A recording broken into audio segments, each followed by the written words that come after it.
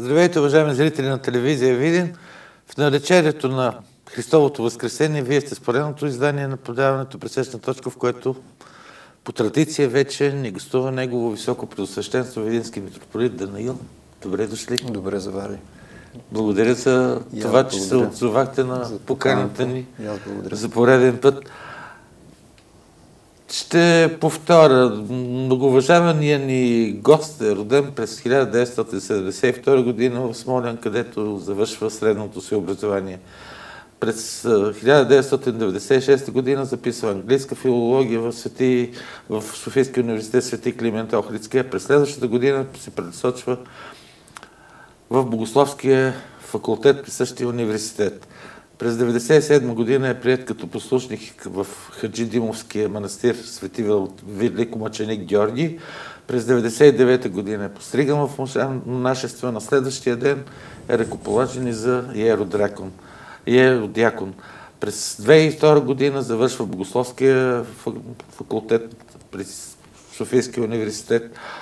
2004 година е изпратен на послушание в Роженския манастир Рождество Богородично. Същата година е ръкоположен и за иеромонах. След 2 години е възведен в архиерейско достоинство. По решение на Светия Синод на 20 януари 2008 година е херотоносен за епископ с титлата Драговитийски в Патриаршеската катедрала Свети Александър Невски и е назначен за викарий на Неврокопския митрополит. На 15 юни 2010 година по молба на митрополита на САЩ, Канада и Австралия Йосиф е назначен за него викарий, която длъжност изпълнява до 4 февруари 2018 година, когато пък е избран за видински митрополит. 2018-2024 много бързо лети. 6 години времето лети. Много лети това време. Честито настъпващо Възкресение Христово, ваше високо преосвещенство. Как отбелязахте Цветница? Предварителния разговор се разменихме няколко думи.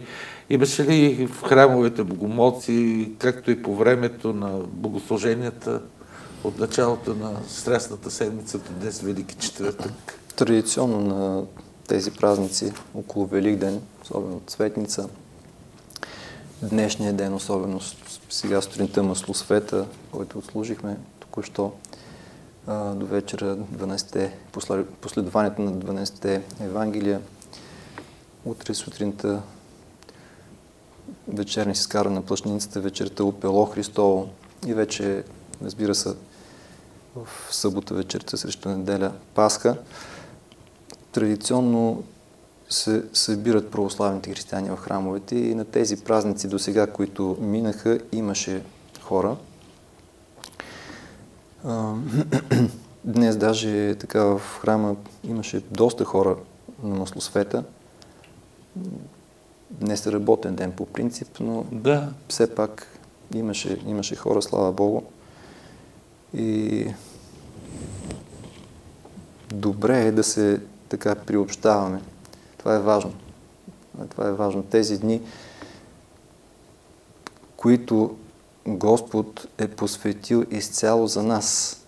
Тук изцяло ни се отдава това, което претърпява през тази седмица на страданията.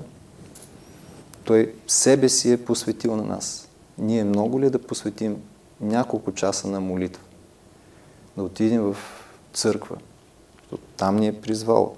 За църквата се е разпнал, за църквата е възкръснал, да ни даде нещо Господ. Малко ли е от нашето време, т.е. много ли е от нашето време, от нашето внимание, така да посветим и ние на Бога, да приемем, не нещо друго, да приемем с благодарност това, което Господ ни дава чрез своята саможертва. Така че полезно е за нас и така, има хора, които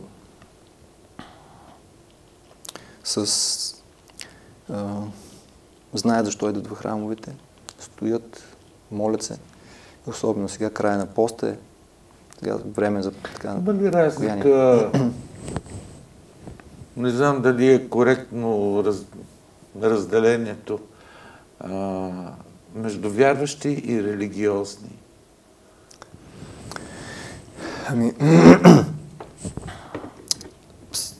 По принцип, всички вярващи хора сме призовани да познаваме вярата си. Изследвайте писанията, ни е казал Господ, търсете лицето ми. Значи, Свети апостол Петър казва, бъдете готови да дадете отговор за вашата надежда. Значи, вярата в Бога е, Господ Исус Христос е казал, аз съм пътя, истината и живота. И ако ние не познаваме, ако не го познаваме Него, ако не знаеме Неговия живот, ето по история учиме за личности, които са били от нашата история. Господ е от човешката история, Той е наш Бог.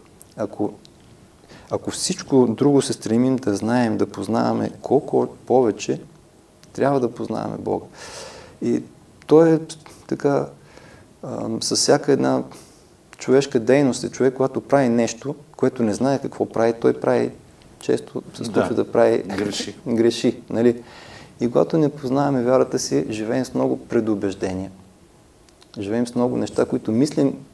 Ние имаме някаква представа за вярата, имаме някаква представа за Бога, ама дали това е така, както ние си го мислиме, е отделен въпрос. И често се получава така, че човек е възприел по някакъв начин определено мнение, което не съответства въобще на реалността, която е, особено за църквата, за вярата. Да. И това го спира, това е една бариера за него. Затова има и канон. Затова има канон, затова са ясно формулирани истините на вярата, затова и духовният живот си има своите закономерности, които когато човек се запознае, когато започне малко по малко да се приобщава, вижда, че това не е за нечовеци, напротив, вярата е много човечна. Господ е станал човек. Господ е станал човек. До нас е дошъл от говорилния на разбран ясен език. Дал ни е нещо. Ние никога, когато не познаваме добре какво ни е дал. И губи се същината. Централното нещо, вярата ни води при Бога. Вярата ни е това да познаваме Бога, да общуваме с Него реално, както ние сега говориме с вас. Молитвата е един разговор с Бога. Моля човек, който не вярва, че Бог съществува, може да се помоли. Неговата молитва каква е? Добре, вярваш, казва, вярваш съм, а не толкова, ама в какво си? Ти си суеверно вярваш. Ти вярваш нещо, в което не съответства на... прага на суеверието. Да, така че добре да се познава вярата, естествено. Да ви върна около 2 месеца назад, на 13 март Българската православна църква и целият български народ потънаха в скръб при кончината на него светейшество патриарх Неофит Български. Какво ни завеща той и преодолима ли е неговата загуба? Дядо Неофит е един образ, действително, на този архипастир, за който кротък, незлобив, с един чист живот, който буквално е образ, на който Свещеното писание говори за архипастира. Не съм чул, не ми е известно да има някой човек, който да е бил нещо наскърбен, огорчен, който да не му е обърнато внимание. И това е много показателно. През своето служение той беше тих, кротък, но в същото време тази кротост даваше възможност да се постига баланс, да се постига взаимно, приемливо, да се постигат решения, които така полезни решения. И когато в своя живот един такъв скромен и тих начин на живот, той не прави впечатление. Не се забелязва толкова. Когато обаче човек запечата вече живота си със своя край и вече може да кажем, ето това е неговия живот. Тогава виждаме ценността на тези добродетели, когато не можем да кажем, нямаме нещо, което е неудовлетворително. Не може да кажем нещо, което е винаги с една грижа и с едно внимание, когато сме получавали. Може ли да кажем нещо за човек, когато сме получавали грижа и внимание? И затова той много достойно извървя своя път. И това, което ни завеща, мисля, е да пазим единството на духа чрез връзките на мира. Той беше миролюбив и мисля, че това беше една така нишка през цялото му служение. И с примера си, с поведението си, с словата си, с наставлението си, мисля, че той ни завеща именно това нещо, да пазиме единството на духа с връзките на мира. Предстои избор на нов български патриарх, а преди това трябва да бъде избран и наследникът на Сливенския митрополитски престол. Вие и няколко български архиереи изказахте различно мнение по отношение касирането на първия избор на Сливенския митрополит. Постигна ли се към момента единомислие в Светия Синод на Българската православна църква в навечерието и на двата избора?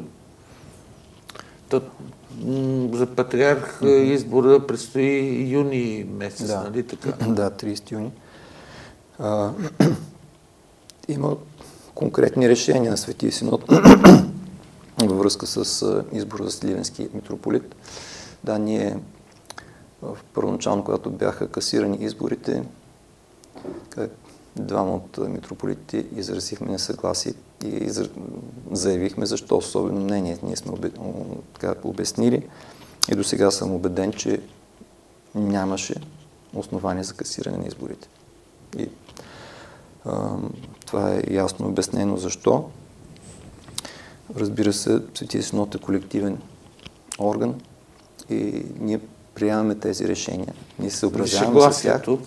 Да, ние приемаме и се съобразяваме с тези решения, но когато става въпрос за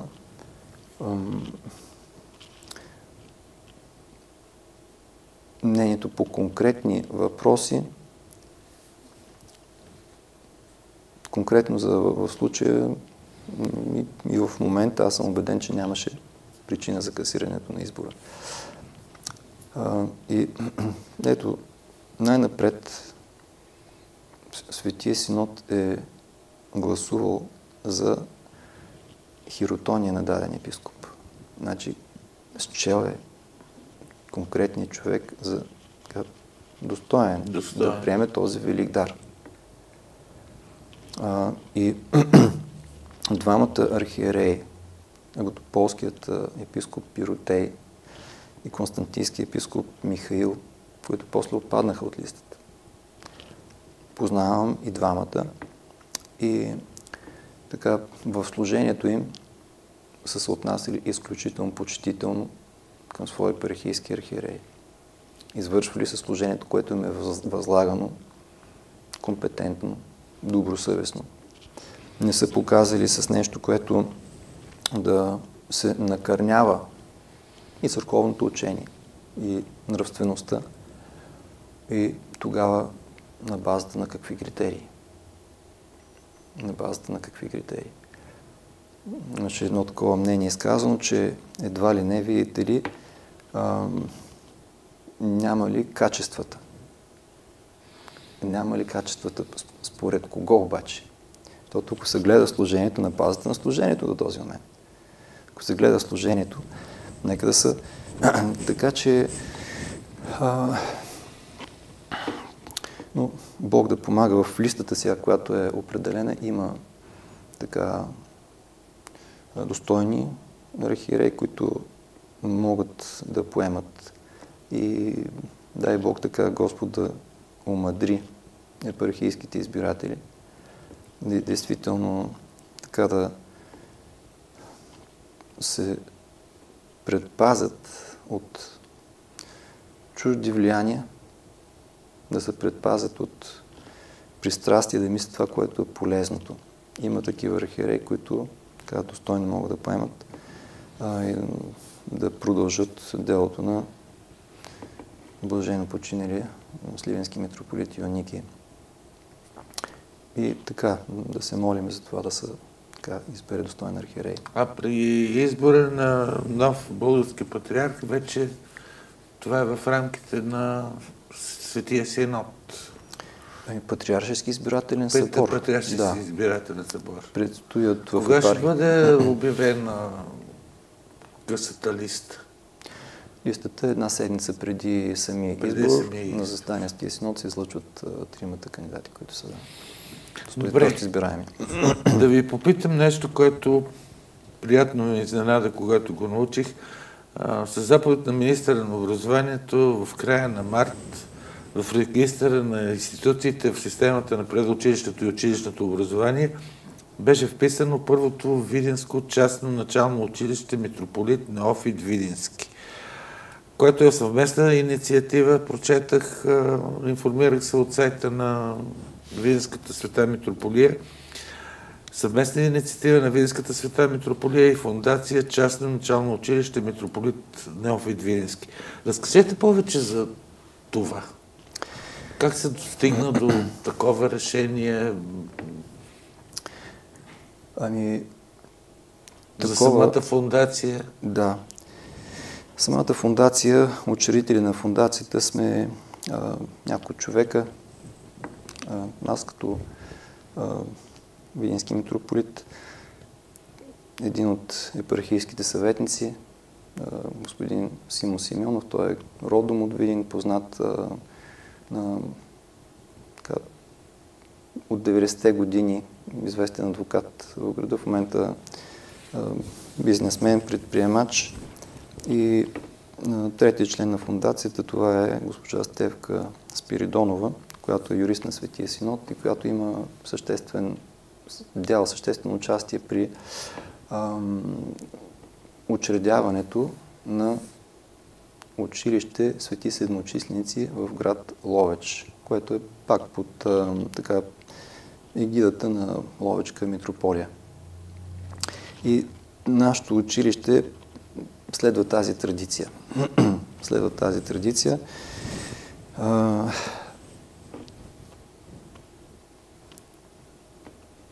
Преди 90 години, точно 1934 година, е открито епархийското девическо училище, което е било трикласно училище за момичета от града, бедни, които нямат възможност да продължат другаде образованието си.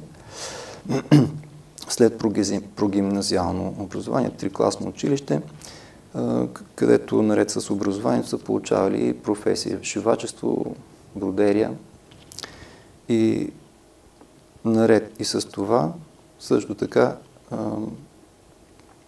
вероучение, на което е държал тогава дядо Неофит, видинският митрополит дядо Неофит, където той споменава на няколко места да се облагородяват сърцата, да укрепват в добродетелния живот, което е изключително много важно за нас. И това, че в наше време повсеместно виждаме как хора с дипломи, но в същото време без нравствени устои, до какви нелицеприятни неща довеждат. Ние сме убедени, че в образованието има дял, има място духовната просвета. Защото човек може да си мисли, може да въобразява, че може да се възпита в един такъв порядъчен, добродетелен живот без вярата, но тази идея, с която дойде един строй, който дойде 1944 година, си отиде 1989 година, който носим още последствията, без вярата виждаме, че в духовно отношение човека се опустошава. И това го виждаме в целия свят, защото там, където има отстъпване от вярата, представата за самия човек се преобръща с главата надолу. Това, което е и се случва, това се случва и като начин на мислене, защото характерно ли за човека разум, най-висшето същество, което познаваме, човек. Няма друго същество, което ни е известно с така този дар на разума. Господ ни е поставил да бъдем царе, управници, стопани на Вселената. Е бива ли този стопанин призван да царува с Бога в Вселената? Оправдано ли е да се пренебрегне, да се потъпче този дар? И човек да живее с разни пристрастия, с депресия, да се отчаива от живота си, да погубва живота си с неразумни желания, често неразумни желания, които се стига действително до погубване, до повреда на Божия образ в човек, защото една зависимост било в алкохол, било в интернет, било в наркотици. Това поврежда и разума, поврежда свободата, самото ни битие, деградира личността. И сме свидетели деца на образовани, известни, авторитетни хора не са успели, без вярата, не са успели да възпитат децата си, много от малото поколение особено малото поколение, това са 9, 10, 11 клас, у много хора отчаянието и липсата на смисъл в живота ги обезкуражава и потиква да търсят смисъл в други неща. Значи, нека да не се заблуждаваме. Онзи човек, който не вярва в Бога, директно заявява: моят живот няма смисъл. Пак ще го повторя, човек, който не вярва в Бога и не вярва, че човека е по Божия образ създаден, човешката душа ще продължи да съществува след заминаването ни от тук. Тук не е окончателно всичко свършва. Който мисли, че човекът не съществува след смъртта, директно заявява, че нашия живот няма екзистенциален смисъл, защото какъв смисъл има нещо, което вече не съществува. Нямало ни, мимолетно живееме тук и после пак ни няма смисъл. Има ли тогава? Може ли да кажем такъв е смисълът от човешки живот? Не може да открием. Но напротив, и разумът ни, и самият ни живот, и самият човек като същество свидетелства и говори, че напротив има дълбок смисъл в нашия живот, че окончателна справедливост тук може да не се постигне, защото има и лъжа. Има истина, но има лъжа и лъжата действа по някой път с принуда, с манипулация, с заблуда. И тук е възможно да не се постигне истина, тя съществува и тя ще се открие в свое време. И така, че ние сме убедени, че православната духовна просвета има своето място в училище и това Министерството на образованието ясно го е заявило, като е одобрило програма за обучение по програма Религия православие. Има одобрен учебник, има одобрена програма от 1 до 12 клас. Иначе така, си отговаря на критериите за светско училище? Абсолютно, да. Значи училище е общо образователно, т.е. е напълно по закона за образованието. По програмата на Министерството на образованието? Да, но докато в другите училища предмет религия православие е свободно избран, ние като частно училище ще предложим на родители, които записват децата си при нас, да се бъдат съгласни да се преподават този предмет, децата им да изучават този предмет. И само един такъв пример за сравнение ще ви дам. Днешния ден, Велики четвъртък, и вчера едно събитие, което се възпоменаваше, една блудница, една грешница, която усетила божествеността, усетила божеството на Господ Исус Христос, че това не е един обикновен човек, а е такъв, у който има милост и който дава милост, който дава прошка на греховете. Когато е отишла, купила едно скъпо миро и така изляла върху него миро, отрила с косите си нозете му. И от един такъв развратен начин на живот, тя е дошла до едно целомъдрие. Тоест, променила е живота си към вече не според стихиите на света, а е прозряла, разбрала е, просветила се, нейният ум, нейната душа се е просветила, видяла е Божията любов към човека, Божията милост, казва, това е по-ценно от всичко нещо, което до този момент съм живела. Край, не искам повече да живея така. Господи, прости ми. Значи, блудницата се е просветила, а Юда, който беше ученик, Христов апостол, който беше получил дара на възкресение, на чудотворство, да бесове да изгонва, той, помрачен от сребролюбието, помрачен от завистта, пренебрегна всичко това, което беше получил. Каква велика неблагодарност. И отиде да предаде Господ Исус Христос. Аз питам, кой от двамата е просветеният човек? Да. И ако ще този Юда, а ние често попадаме в единия, в други образ. Ние често сме юди или каещи се грешници. И питаме, кой е просветеният? Дори да той да е с най-голямата диплома, най-престижната диплома, но ако отидеш и предадеш човека до тебе, просветен ли си? Или си помрачен от материална изгода, от завист, от омраза? Така че просветата, т.е. свеждането до знанието на децата, достижението на естествените науки, познанието за света, за физичния свят, материалния свят, който ни заобикаля. Ако не се съедини с познание и на Бога, да разберем като човеци, че ако живеем с лъжата, ние не сме човеци. Ние отпадаме от достоинството, което има да бъдем човеци.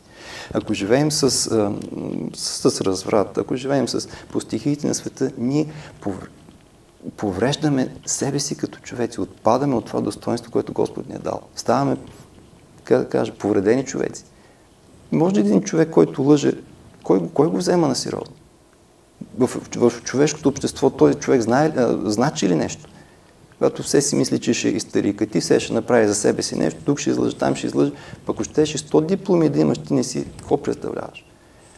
Той, ако това не го разбира, каква ти е ползата, каква му е ползата на този човек от най-голямата просвета? И сме убедени, че просвета в естествените науки, ако не се съедини с просвета в православната духовност, това рано или късно така дава отражение и щета у децата. Затова тръгваме с това училище. И това не е нещо, което ние първи, аз казах 34-та година, при 90 години, и това за нас е такъв промисъл, Божи промисъл, че точно в 90-та годишнина пък Бог така устрои, че да тръгне отново това училище, което дядо Неофит е построил. То е една благолепна сграда, аристократична сграда с високи тавани, светли просторни стаи, голям салон, многофункционална сграда. Приземния етаж помещение за работилници, който тогава е наречен Дом за добротворцо, християнска благотворителност, защото не само училище имало там са имало трапезария за бедни деца, където всеки ден са яли сумати деца от града, бедни деца. Имало работилници, където са произвеждали свещи и шивачество, където се шило, така че с това, което се е произвеждало, се подпомага църквата. Значи братството към Свети Николай е издържало старопиталището в град Видин. Да. Ето го добротворството. Затова е наречено Дом за добротворство и в основния камък, когато се е полагал, казва за вечни времена да бъде Дом за добротворство. И това е удивително, защото какви превратности минаха през времето. В продължение на 10 години е съществувало като училище, изпълнява своята функция по 30 деца. Всяка година са постъпвали за тези години 300 деца от този град, които не са имали възможност друга да продължат образование, да получат образование. Там са получили възможността за един достоен живот, са задумили, честен живот са живели. След това, макар през комунистическо време, пионерски дом, също там са учили децата на занятия. И киносалон. Да, киносалон. И днес, ето, отново отваря врати. Така че ние сме убедени, че има място такова училище. Пак казвам, то си е напълно по закона за образование. Това е общо образователно светско училище. Както е предвидена програмата, един път седмично се изучава религия православие. Както в като СИП в другите училища, Да. където се учава. А ще успеете ли до новата учебна година, до есента, да преустроите сградата? Все пак трябва някакво преустройство и ремонт на бившето епархийско девическо училище. И по какво новото частно училище ще се различава? Вие го казахте вече. От светските. Но има ли други подобни училища в страната в момента? За ремонта, в момента тече ремонт на приземния етаж, където лекарски кабинет, учителска стая, трапезария и така място там за архив, туалетни където са. И след това на първи етаж ние тръгваме с 2 паралелки, предучилищна възраст, подготвителна група и първи клас, където ще се ползват помещение. Това са 2 класни стаи на първи етаж. А нещо много важно. То е материално само но е важно да се знае. Ще дължат ли родителите на учениците някакви такси? За сега сме определили такса в размер на 150 лева. 150 лева, но като се има предвид, че от първи клас още ще има допълнително през седмицата 2 часа математика, повече отколкото в другите училища. 2 часа английски, където първи клас не се изучава английски, а тук ще се изучава от първи клас и после ще има допълнително други 2 часа английски, повече от това, което е. И като вземете за месеца това, тези само допълнителни часове, които са, те определено струва, ако родителите искат частни уроци за детето им по тези предмети, те ще платят нещо. Така че от тази такса мисля, че това е виден икономически, се казва, на опашката на страната по средна заплата, но все пак това е една такса, с която тя е символична такса, която ще говори, че родителите имат интереси и се грижат, знаят защо са пратили децата си в училище.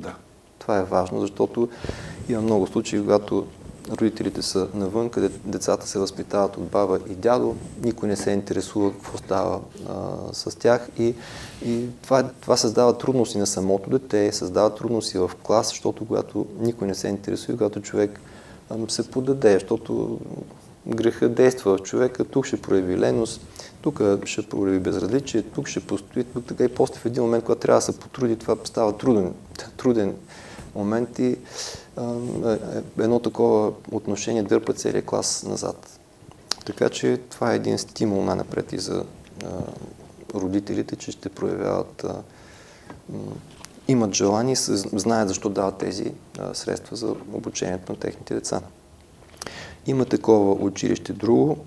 Аз споменах Свети Седмочисленици в Ловеч. Преди 5 години тръгва там, 2019 година. Вече тази година ще получат, ако вече не са получили, лиценз за основно училище. Там беше начално 1 до 4. Сега придобиха си нова сграда, обзаведаха обширна, хубава, ремонтираха и кандидатстваха да получат лиценз за основно училище.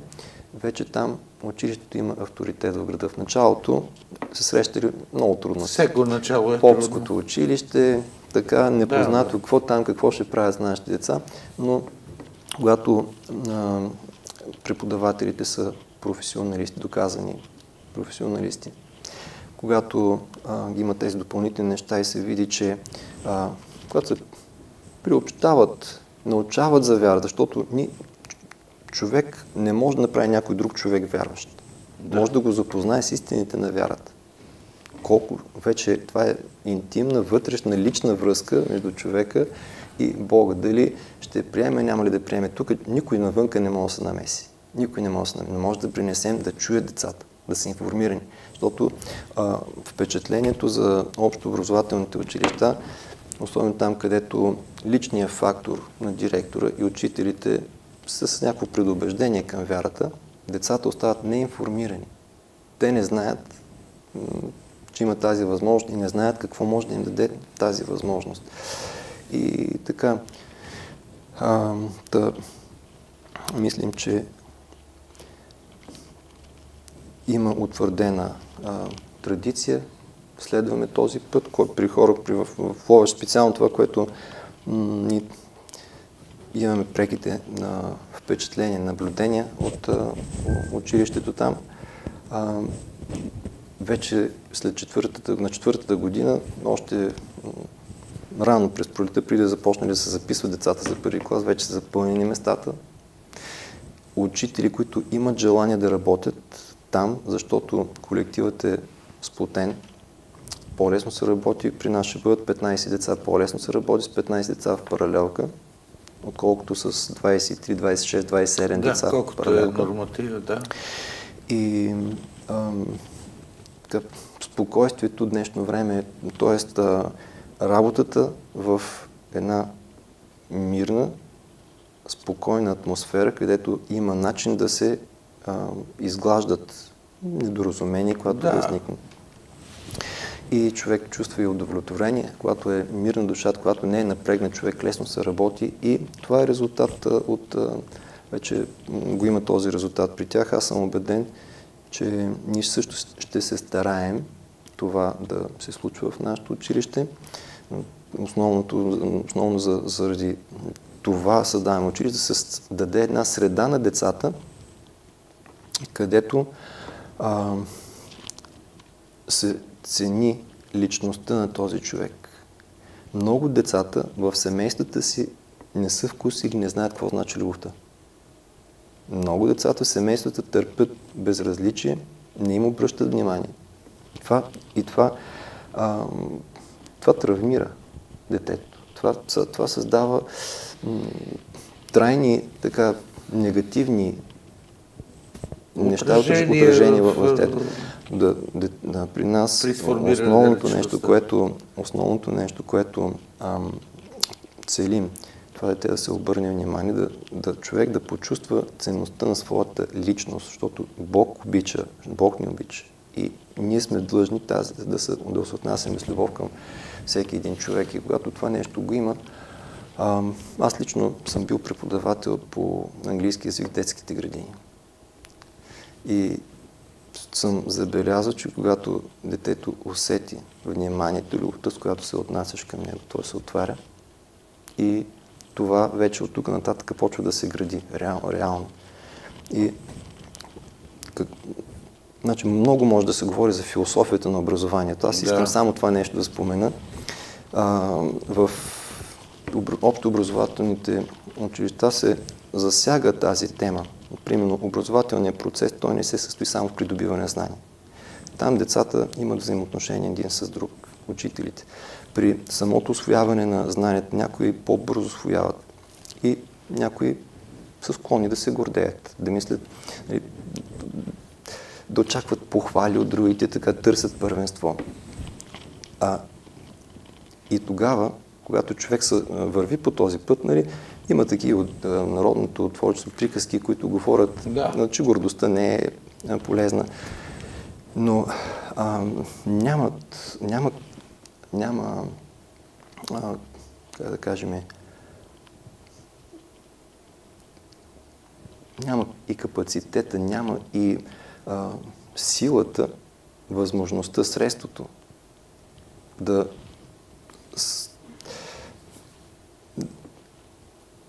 се даде една насока, така че човек да работи целенасочено, да изтръгне из корен тези неща, които не пречат на гордостта. При други пък е отчаяние, някой изпада в депресия. Ето църквата ни казва, отчаянието, унието е грях, защото ти не се надяваш на Бога. Видяла си слабостта на твоите сили. Дяволът те е притиснал, отчаянието те така притиска, сковява, парализира твоите сили. Но Бог няма да допусне нещо, което надвишава твоите сили. Направи мъничко нещо, потруди се мъничко. И ще усети човек веднага силите, които ще дойдат. И начин да се преборва с унинието, с отчаянието. Това да се каже в общообразователното училище, когато не се знае резултати, да се цели този резултат в душата на човека, то не е толкова трайно и няма възможността, няма резултата в това нещо. Докато ето православието точно с това се занимава, да цели духовните травми най-напред любовта към родителите. Колко семейства успяват да утвърдят децата си в тази добродетел. Махнете вярата в Бога, ще видите егоизма как така ще завладее човека, че когато вече родителите поостареят, ние се занимаваме с някои неща, грижата за родители вече е тежест, защото себелюбието ни говори да стърсим своя интерес, а другите ни тежат. И ако това все още е в нашето общество, това са основни добродетели на семейството и почита към родители, все още ги има наченки, защото все пак от поколението преди 9 септември са били предимно с вярата и са възпитавани от хора, които са били във вярата. Но ще минат няколко поколения и ще видите, че младото поколение абсолютно няма да го интересува за хората, които са около тях. Ще избледне тези остатъци и това се дължи именно на липсата на вярата. Защото бездуховността опустошава човека и го обезобразява. Да ви попитам нещо друго. Добрите резултати от добре поддържаната Фейсбук страница на Видинската митрополия и утвърдилото се 12-странично пълноцветно седмично издание на Видинска митрополия, Видински благовестник, са очевидни. А в същото време и поддържате неделното училище към Видинската света митрополия, организирате концерти с църковна музика, куклени представления на църковна тематика и други подобни. Как успявате да го правите това в тези трудни и противоречиви времена и на чия подкрепа най-много разчитате? Ами, какво да кажа? Слава Богу, че Господ праща сътрудници, помощници на Господната нива. Там още по това време Господ е казал, жетвата богата, голяма, работниците малко. Молете се на Господар на жетвата да изпрати работници на жетвата си. И тези дейности без хората, конкретните хора, които да се занимават да ги вършат, да имат възможността, компетентността и желанието да ги вършат, няма как да се случват. Това повече ги има, защото ето и с писането на вестника, сестрите от Раковишкия манастир вече 3-та година го списват. Сега има конкретен човек, госпожата, която се занимава с отразяването на събития от живота на епархиите, поддържа и Фейсбук страницата. Тя ще поеме и списването на вестника. Слава Богу, има кой да се занимава с вероучение в децата, има кой да ръководи школата по куклен театър, защото без специалист, без човек, който така му идва отвътре и може да го прави това нещо, няма да се случват. Как да се случват? Може да имаме желание, но ако няма кой да го направи. Така че благодарение, слава Богу, че Господ е пратил такива помощници и аз съм благодарен, че те пък така всеотдайно се трудят и може да има скромни резултати, но все пак това са възможности и ние сме доволни и благодарни. И не са чак толкова скромни, резултатите си на лице. Какво сте планирали по поддръжката на манастирите? Ще ви помоля за по-кратко, защото имам доста неща да ви питам, а времето тече много бързо. Какво сте планирали по поддръжката на манастирите и храмовете в епархията и как върви ремонтът на катедралата Свети Димитър? Ремонтът на катедралата Свети Димитър този сезон ще започне с подмяната на украсата на южния купол. Забавят се нещата, но това са така възможностите и така се случва. Не сме представили да се работи. Кръстът е готов. Кръстът е готов за купола. Ще бъде поставен след празник, ще започне да се подменя украсата, се постави купола, да се вари по-нататъка. Ще започне тези дни ремонт от църквата в Бориловец. Там има на покрива е лошо състояние, отцепване на апсидата от основната част на храма. Църквата в Заножни, квартал Заножни, където на Светница миналата година изгоря, там върви ремонта. Подготвяме, кандидатстваме за финансиране на други 3 храма, тук в епархията, в Ясен, църквата Въведение Богородично, която е старинен храм. Там терена се движи, там е много сложна ситуация. Имаме проекти, сме подготвили за кандидатстване за аварийно укрепване на храма. Църквата в Ракитница, където се направи геодезическо заснемане, защото там също има конструктивни, големи пукнатини по сградата. И църквата Свети Димитър в Гъмзово, стария храм, който е там. Също така да ще кандидатствам финансиране, на няколко етапа да са. Там има ценни стенописи, които са да се свалят, за да може да се направи ремонт на стените на храма, където много сложна е ситуацията, защото градеж е такъв, че много компрометирана с стените и без да се свалят стенопис, просто невъзможно да се извърши, те ще се загубят. За това са конкретните неща за сега. Очакваме също така проекти за църквата в Берковица. Забавих се там нещо с консултантите. Има 1 година време, има още време да се приключат, но очакваме за Чипровския манастир и за Боровишкия манастир също така. Тече ремонт в Добридолския манастир.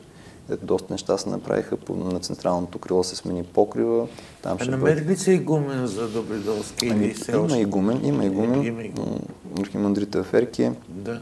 Което сам не е лесно това нещо. Не е лесно. Там е отдалечено от пътищата. Аз точно това щех да кажа, че е доста отдалечено. И път е така много лош, трудно достъпен. Но мисля все пак малко по малко какво може да се направи. А успявате ли да поддържате дейността на социалната кухня? Слава Богу, да. Има редовни дарители. Горе-долу 55 000 годишно издръжката. 50 човека се хранят всеки ден, без събота се дава топъл обяд. Поддържате си я? И получават се средствата и така. Те не издръжка на Видинска митрополия, изцяло дарителство е това. Изцяло дарителство, което вие го казахте миналия път. Слава Богу, да. Да ви попитам нещо. Гръцката държава разреши съвсем наскоро еднополовите бракове и май е първата православна сред православните държави. Не знам, може би бърка. Въпреки че Гръцката православна църква категорично се обяви срещу това решение. По силата ли е на православието като цяло да спре този агресивен и противоестествен процес? Да кажем, че нямаме сили да се каем, ще грешим. Не е така, защото каем или се обърнем или се към Бога, има достатъчно примери, които показват, че покаянето на човека е в състояние да преобърне събития и процеси, които могат да изглеждат така необратими. И убеден съм, че единствено това зависи от нас. Ако ние пренебрегнем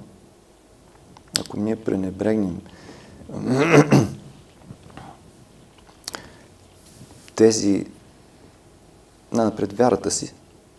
Вярата говори за кои са ценностите, в какво да пазим, към какво да се стремим. И ако ние отстъпиме до там от Бога, не цениме това, което Той е направил и което прави за нас, не мислим за своето спасение и така изцяло тук се концентрираме нашия живот, изцяло тук материалния ни живот и рано или късно ще охладне вярата ни, рано или късно тази повреда, която действа със сила в човек, да търси винаги своя интерес, да търси себелюбието, това действа със сила в човека и себелюбието може да ни накара да извършим престъпления, да лъжим, да сме лицемерни, да правим безобразие и по тази плоскост няма дъно. Дъното е ада. Дъното е ада и ако няма покаянието да се осъзнаем, да кажем кои сме и да пазиме това, да го предадем на тези, които са след нас, тогава ще се случват такива неща. Но така, от нас зависи. От нас зависи. И образованието, се сещам за мнението ви по по-предишния въпрос, и образованието и възпитаването още от малки и за смисъл от съществуването на такива училища. Така е. Така е. Да ви питам за финал. В края сме на Страстната седмица. Кои стъпки на Спасителя предстои да бъдат отбелязани от православната ни църква до края на Страстната седмица? И какъв е вашия великденски богослов? Днес е Велики четвъртък. Днес няколко важни събития се възпоменават. На първо място, когато днеска се състои Тайната вечеря. Това е един ден преди Пасхата, тогава, която е 33-та година, от раждането на Господ Исус Христос, когато на Тайната вечеря Господ е с 12-те апостоли и преди вечерята Господ съблича връхната си дреха, поясва с една кърпа, взима един леген и започва да мие краката на учениците си. Те са били поразени от това нещо, което е. И в Евангелие се казва, когато вика дойде до Петър, значи преди това е измил краката на някой друг и вероятно стотици казват, отишъл с Юда е започнал.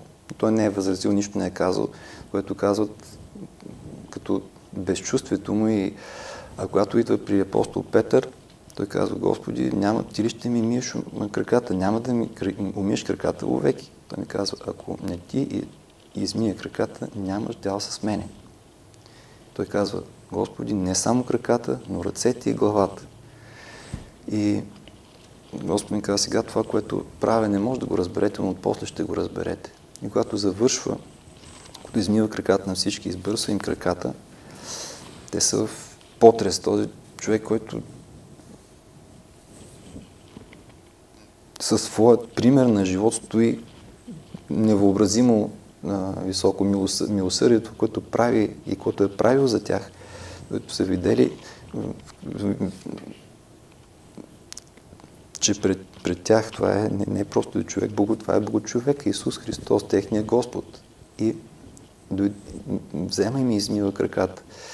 Потресени от това нещо, той им казва така, казва: кой е по-голям, който седи на трапезата или който прислужва? Не, или който седи. А аз съм, вика, сред вас като един, който прислужва. И това е един нагледен, много реален пример, как Господ се отнася към всеки един човек.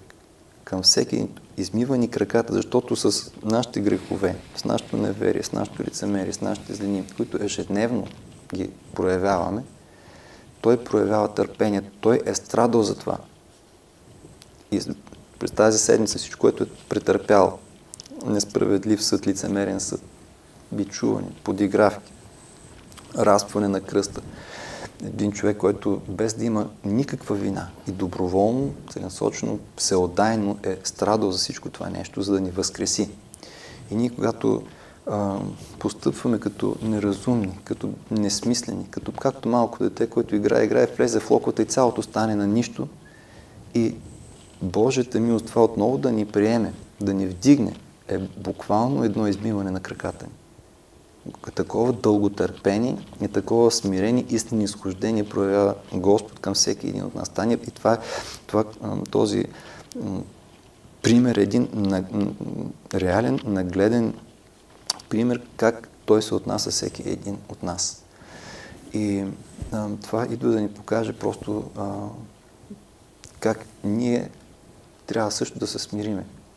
Как ние също така трябва да погледнем човека до нас, като казват: Син човечески не дойде да му служат, а да послужи, да даде душата си откуп за мнозина. Така и ние, той им казва: вие ме наричате Господ, и право каза, защото съм такъв. И ако аз, бидейки Господ, ви умих нозете и вие сте длъжни да умивате един други нозете. Значи така смирението пред човека до нас и това да не са мислим за нещо повече и да считаме нещо недостойно, да помогне в нуждите на човек, каквато и да тя, значи да се смирим до човечността, да можем да възприемем другия човек до нас именно като равноценен, не сме нещо повече от хората около нас, да можем да се смирим и да видим това, което ни прави човеци. И след това на вечерята установява таинството Евхаристия. Това е същността на църквата, от това съществува църквата. Църквата е тяло Христово и ние сме в църквата, защото сме членове, живи членове на това тяло. На тайната вечер Господ дава образът на лозата. Казва, аз съм лозата, вие сте пръчките. Ако пръчката не е на лозата, тя изсъхва. Пребъдете, казва в Словото. Иначе, ако словата, които Господ ни е говорил, заповедите, които ни е дал, ако те са в ума, в сърцата ни и в делата ни, това е реален начин за приобщаване с Божията благодат, с Бога. Господ е казал, ако ме любите, ще спазите моите заповеди. Он, който ме люби, спази моите заповеди, аз и отца ми ще отидем и жилище от него ще направим. Това е много важно нещо. Това е централно нещо в живота на християнина. Защото целият наш живот като християни състои в това да стигнем при Бога, да общуваме с Него, да го има това единение. И в православното богословие има такъв един термин обожение. Тоест единението с Божията благодат, където още в Светото кръщение, в миропомазването, ние получаваме благодат на Светия Дух. Но вече от нашето произволение, нашата свободна воля, нашата любов зависи дали ще се умножава тази благодат в нас или ще стои потрупана под грехове, безразличие, неверие и ще остане безплодна тази благодат. Но ето какво казва Господ: който ме люби, спази моите заповеди, аз и отца ми ще отидем и жилище от него ще направим.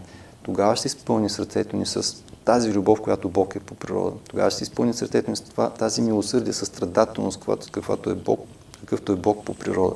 Тогава ще имаме това търпение. Тогава ще сме подобни на Него, да отстояваме истината, да не се клатушкаме по стихиите на света, защото ще имаме това утвърждение от Него. Общуването с Бога до това води. И това е целта на християнския живот. Ако ние живеем с вярата като номинални християни, това, което казахте в началото, аз съм вярващ, ама не толкова религиозен. Тоест ти не познаваш вярата, не знаеш в какво си повярвал, не познаваш Бога, в който си повярвал. Първо не знаеш какво иска Бог от тебе и не знаеш как да направиш така, че в крайна сметка в Господнята молитва Господ ни е казал как да се молим. Да бъде, каза, твоята воля. Значи християнин се стреми да съчетая своята воля с Божията воля, за да се случват добре нещата и да се случва това, което трябва да се случва. И когато ние това не го познаваме, когато не го търсим, когато не се стремим към него, ние естествено попадаме в други пътища и се стига до и други резултати в живота ни. Това е изключително важно и Светата Евхаристия, която Господ установява, тя е именно това. Това е възможно най-пълното единение на човека с Бога в този живот. Приеме Неговото пречисто тяло и кръв, защото това, което Господ казва, пръчката и лозата, това е едно. Тогава пръчката е с зелени листа, тогава соковете стигат и хранят, гроздовете се принасят плод, когато тези сокове минават от лозата и влизат в пръчката. Ако ние не пребъдваме с вярата си, с делата си, с мислите си в Христовите слова, то Неговата благодат стига докъдето е предела на тялото Христово, църквата, обаче когато в нашето сърце има неверие, как да дойде? Ние не пускаме тази благодат. Ние не вярваме, че има благодат. Ние няма да допускаме тя да подейства, да разберем какво е мир, да разберем какво е радост. Защото казва Царство Божие не е ястие и питие, а радост, Духа Святаго. И ние, когато не вярваме в това, и как ще изпитаме тази радост, която идва от Бога? Това е нещо много важно. Светата Евхаристия. След това предателството на Юда последва. Той е бил на тайната вечеря, причастил се и отива и предава Бога такова умопомрачение. Казахме, след това, като извършва това, после като осъзнава какво е направил, отива да се обесва. Това просветен човек. Може ли кажем просветен човек? И днешно време има хора, които се отчаяват и от живота, които изпадват в така зависимост, подават се на своите страсти. Виждаме, че пак ще го повторя, ако няма просветата във вярата, да знаем какво се случва по време на отчаянието, откъде идва, защо се случва, как да го преодолеем. Ние не сме просветени, ние не го знаем това нещо. И се подаваме на омрачение. Завист е обвила сърцето, ние мислим, така ще му отговорим, така ще направим. Ама ти не знаеш произхода на завистта. Мислиш, че това е нещо естествено за теб. Ти се подаваш и го увеличаваш. И твоите мисли и постъпки се повече и повече се повлияят от тази страст. И ти няма как да се освободиш от нещо, защото ти се съгласяваш и вършиш това, което тази страст ти говори. Значи това не е просветен, защото не знае произхода на тази страст, не знае как да отговори, за да може да се избави от нея. Така че светската просвета, без духовна просвета, рано или късно довежда до щета и в поведението, в личността на човек. И накрая залавянето и несправедливия съд от Синедриона, който се бил събрал в дома на първосвещеника тази вечер, където е върха на лицемерието. Това е първосвещеника, това са стареите, където са били призвани да водят народа към Бога.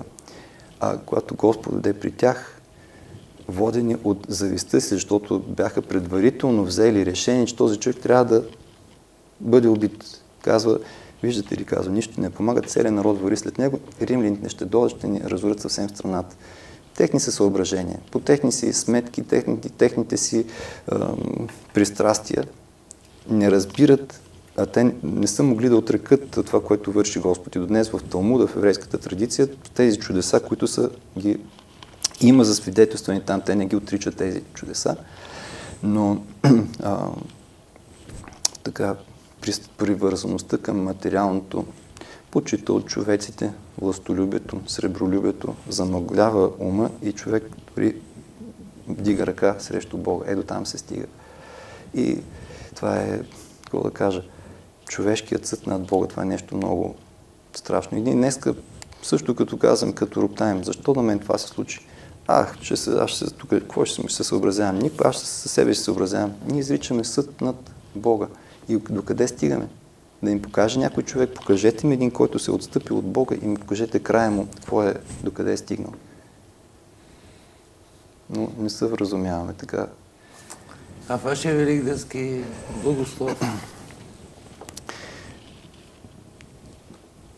Възкресение Христово е най-великият дар, който Господ ни е дал на нас, човеците, за да ни даде възможността да имаме живот с Него, да не сме отделени от Него поради греховете ни. Той претърпя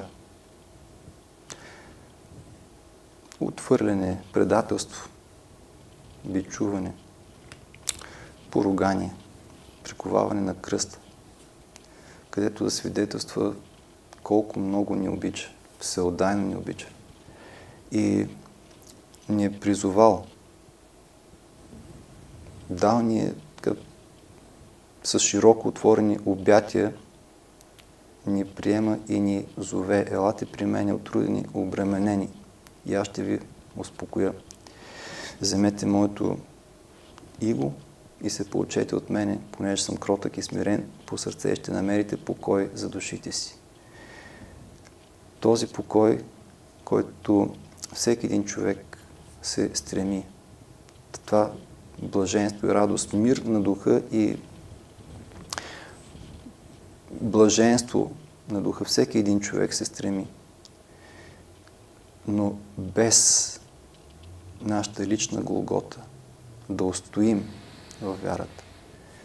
И няма как да вкусим от плодовете на Възкресение, да вкусим възкресната радост, ако не спазим вярност към Бога. Затова, нека, брати и сестри, тези велики дарове, които Господ ни е дал, дарът на живот, дарът на мира, дарът на Божията благодат, на радостта, това са плодовете на Светия Дух, които станаха възможни с изкупителното дело на Господ Исус Христос, Неговото възкресение. нека бъдем верни. Нека ги приемем с благодарност, за да можем да ги усвоим. И да не бъде само това мислено, пожелателно. Нека намерим сили да видиме себе си, да видиме грешките си. Нека се смирим пред Бога. Нека му благодарим за това, което лично за нас е направил. Нека отидем в храмовете, да се приобщим. Нека не мислим, че тези дарове са далече от нас, невъзможни да ги получим. Не, Господ щедро, Той страда. Господ страда, за да ни даде всичко това. Най-напред стана човек, до нас дойде. Не ние да го намерим, Той дойде при нас. Понесе нашите немощи, състрадавани, прояви милосърдие, всичко претърпя и възкръсна заради нас. Нека нашата благодарност за всичко това да ни заведе при Него и да поискаме да ги получиме тези неща. Господ, Ти си страдал за мен, Ти си възкръснал за мене. Искам да се радвам с Тебе, който си възкръснал от мъртвите. И силата на възкресението и нас ще укрепи, както укрепи апостолите, които при залавянето на Господ Исус Христос и при Неговите страдания и разпъване се разбягаха, бяха ужасени от това, което се случи, но когато видяха възкръснал техния учител, когато Той им дарува своя мир и укрепи сърцата им със сила отгоре, тогава вече те започнаха да разбират вярата. Тогава започнаха да разбират духовно вече тяхната връзка с Бога. Не само слушаха Неговите слова, не само го виждаха с очите си, докато беше сред тях, а сега получиха благодата, с която Господ устрои в нашите души да бъде, така да живее и да обитава в нас. Нека благодариме на Бога и приемеме тези дарове. Нека тези дни бъдем в църковните събрания. Нека се приобщим към църковната молитва, богослужението, защото като членове на църквата ние не можем да изживееме радостта на Възкресението по-отделно. Защото Господ за всички човеци дойде. Той ни е събрал да бъдем заедно. Там се проявява любовта към ближните. Там, в което ни казва да възлюбим ближните като себе си. Там в църковното събрание, когато сме заедно, там се проявява на практика тази любов. И тогава, когато се доверим, когато направим това, особено сега пости, когато сме постили, когато се изповядаме своите грехове, когато се причастим, когато сме заедно, тогава ще видиме думите, които Господ казва, там, където са двама или трима събрани в Мое име, там съм и аз посред тях. И ще видим колко пълна е радостта. Ще изживеем това, което светите апостоли са изживели, когато Господ им каза, това, за което ви бях говорил. Радостта ви ще бъде пълна и никой няма да ви я отнеме. И тъй да пазим драгоценно тази радост, която Господ ни дарува своето възкресение, да се стремим към Него, да